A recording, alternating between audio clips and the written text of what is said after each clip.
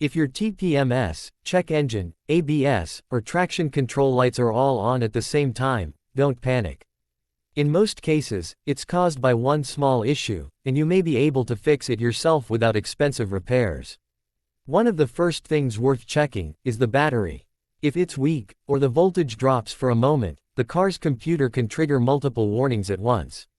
Sometimes simply restarting the car, or driving for a few minutes, is enough for everything to reset.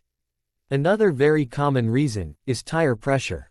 If one tire is lower than the others, the TPMS light comes on, and in some cars that can also trigger ABS or traction control warnings.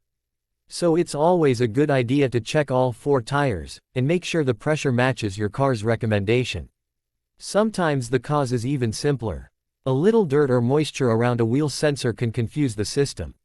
These sensors help the car track wheel speed for ABS and traction control, and if one of them can't read properly, multiple lights may appear. If everything looks fine, try turning the car off, wait about half a minute, and start it again.